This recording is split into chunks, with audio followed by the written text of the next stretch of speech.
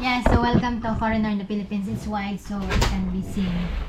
Right, so welcome to Foreigner in the Philippines. So we just came home, so we just came home with just a lot of paperwork to do, and then it's kind of answer and question portion, because this is the connections of what there is to a video.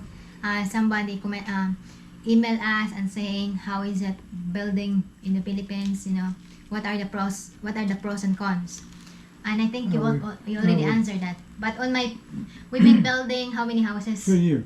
We've been building 94 houses, but it's not the cement house, it's not the big for foreigners house, right? It's just an ordinary. It's true that we do have a lot of experience building houses, but we have a lot of experience building a certain house, a certain kind of house. Am I even in the picture there? Yeah, we're in the picture. I told you it's wide. And so it's a certain kind of house, and we build a very modest house. We're not here to build luxury houses for people who don't have a home. So obviously we go in and we build a semi-traditional Filipino house. We used to do a half and half. The first 5 we would put a concrete floor, put footings in, and we would build 5 courses of hollow block. And 5 courses of hollow block would be the base for a wooden frame which would go on top, and the roof would be wood as well. But wood became so expensive here that actually it makes sense to go to full cement block. And now we've gone that extra part as well, and are we doing I can't remember what we did the last time. Did we do a metal frame? Yeah. A metal roof frame. Metal roof frame. So we're even doing metal on that too. So we're trying to avoid using wood as much as possible. But I think the other thing when you consider you building a house, for example, you're a foreigner and you want to buy a land, you just make sure that there's a right of way when there's already a right of way, and of course it's accessible on the delivery of the truck. It's accessible for your car if you have a car. Yes. Or motorcycle, because if you build a house and then the materials will just be dumped in the other side, right? That will add on the cost. You need to add on the cost on that for carrying, and it makes the job what do you call that? The progress is a bit slower and more expensive. You need to consider that. Obviously it does. It's additional worker. Yeah. It's delay the job. And of course the water. You need to consider if you're building a cement house, there should be a supply of water. That is, so that's another thing that you need to consider. The road, the right of way, that it's accessible, and then the other is the water. That's why others, when they build a house, the first thing they're gonna do is to put a well. Put a well on it, we've only found a problem putting in one well, and that was for the coconut, what we call the coconut wine community, and it took us a long time to find drinking water. We sunk, I think we did about 4 wells, didn't we? Yeah.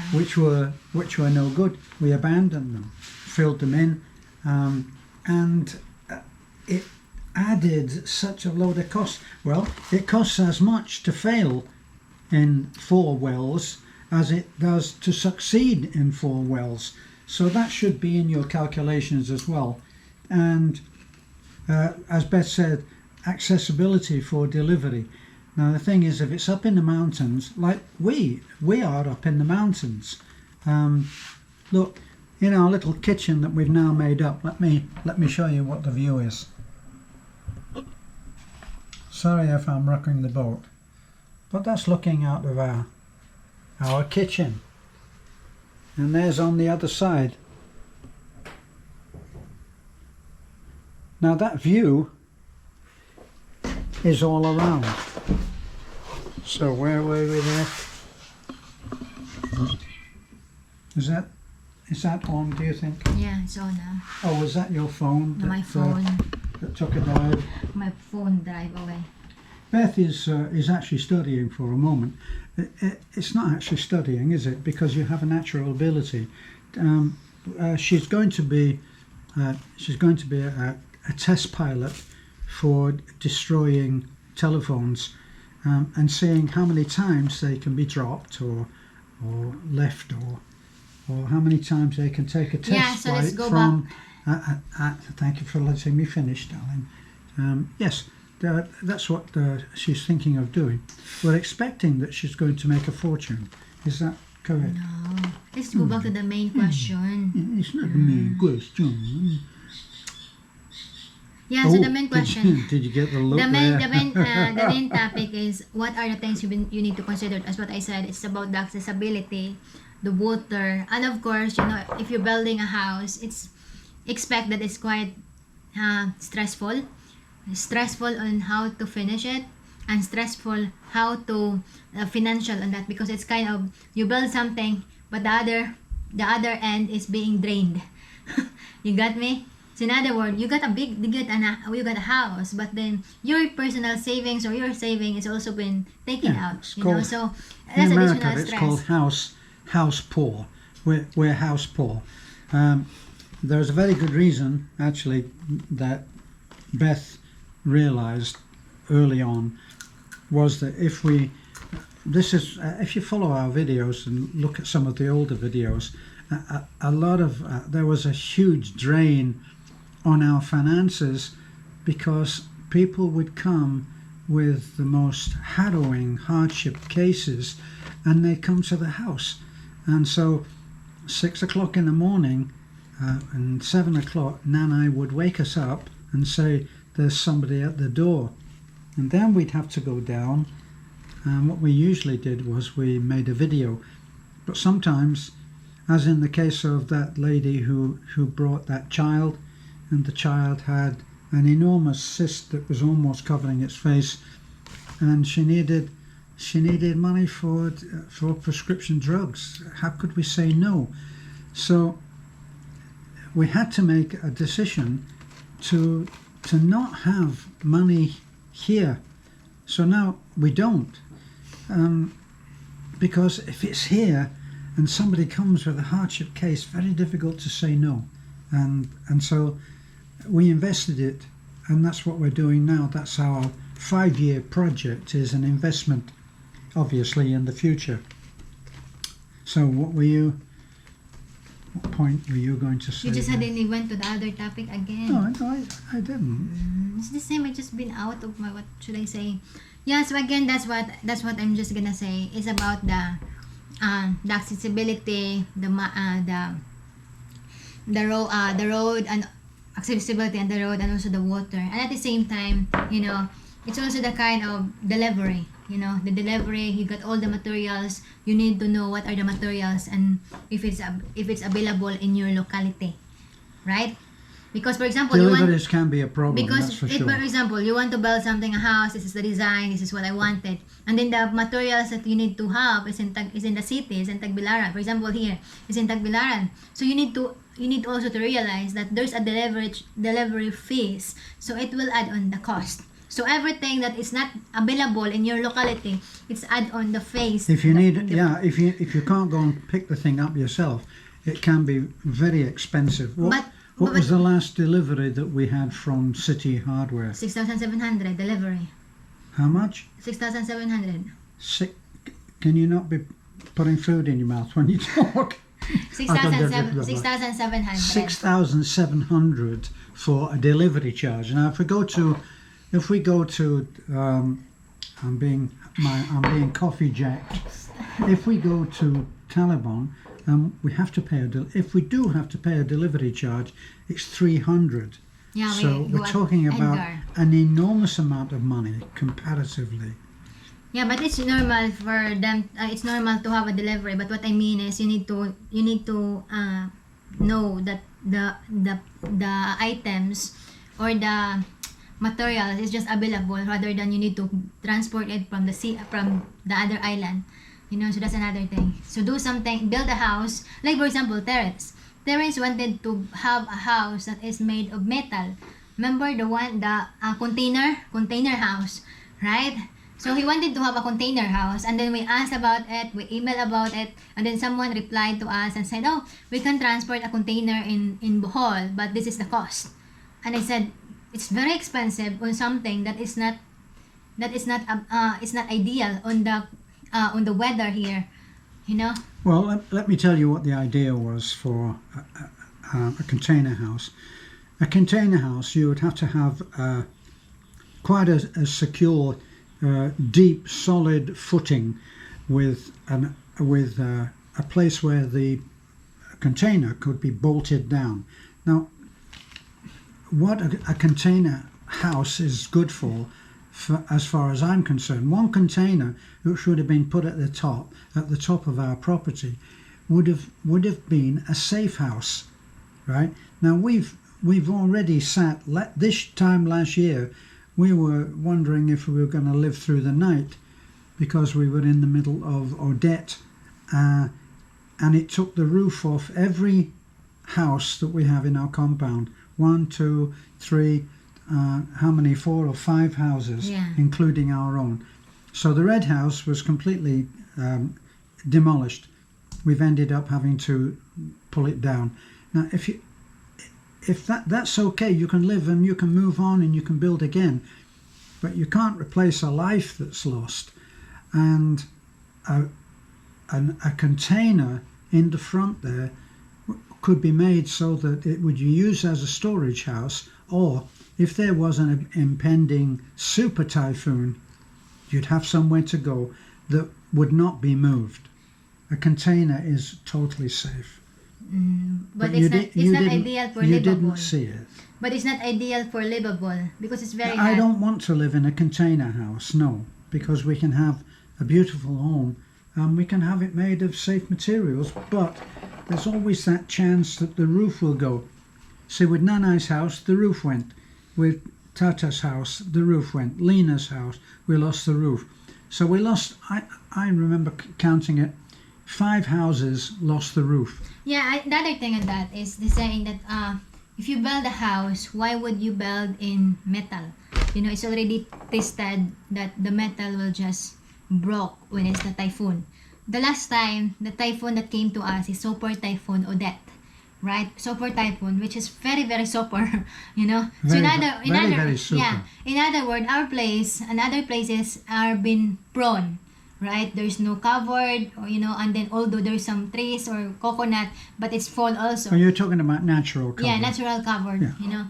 But I mean, like the nature, right? So when the typhoon came, so somebody messaged and saying, I think it's ideal if you just use wood, which is, I think it's okay, it's good, you know, because the wood is very strong, and at the same time, if you use a lot of nails on it, and of course the design, putting a lot of stronger, make it stronger, you know. But you need to consider also that when it's the calamity happen, it's really, you know, no matter how strong it is, when the wind is just roaming around on your roof. Actually, I'm not sure where you got that from, that the wood is stronger, because it evidently isn't. If you think about it, all of the roofs that we lost still had the wooden frame attached to them. Listen to me, darling. Oh, heavens. So while there's somebody messaged us when the typhoon came that it's better to have a roof that is made of wood, right, rather than frame. Yeah, I don't remember. Which is, that. I think it's good. At the same time, it's in the other side. There's a pros and cons on that. You know, because if it's a wood and for example, it made of the good materials, good wood, then it will survive. You know, but you need to consider also that if the wood that it's using, because majority of the houses is just been taken out because it's the what you call it, the strong wind coming in, right? So my point is, it's either metal or wood. It's just a matter of how you're going to design it, and it's just a matter of luck. You know that when typhoon come in, yeah, you are, you know, but it's better to be safe than to say sorry, right? Yeah. In other words, what you're saying is that the wind, as the wind comes in, and that's what destroys, that's what lifts the roof off, and all of that.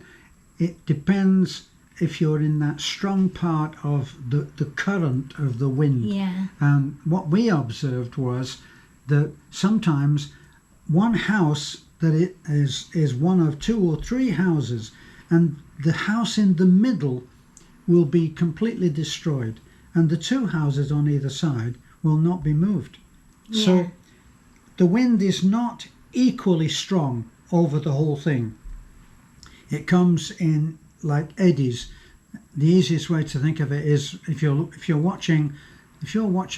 the banks of a river and you're watching the river flow by, you can see that the current, when it comes close to the land, is in little eddies, and that's what happens with the typhoon. It's not all as strong, because in among all of that, we lost the roof of our red house. We lost the roof of the building that we're in right now, which we call the office. We lost Nana's house, our house, the office. We lost Lena's house and Tata's house, the roof. And our guest house, which is a small house next to the pool, was not damaged hardly at all. A tiny little bit lifted up, which was easily nailed down. In fact, we ended up Sleeping there. being there, didn't we? Yeah. Because the other thing on that, as I said, is as what Terren's saying, when you build a house, you need to consider that it's been strong, the design of it. And so far on our guest house, it was been covered under net, right? Under net, there's a ceiling. Remember that? Yes. So there's a ceiling. So that's another thing that the wind cannot come in. Whereas if it's just not been covered by the ceiling, then Yeah, Beth's talking about a suspended ceiling. yeah, so something that happened, Yeah. So we got that idea on our guest house, which we're gonna demolish in the few months from now, because it's already been, what do you call that, rotten. Rotten. It's already rotten.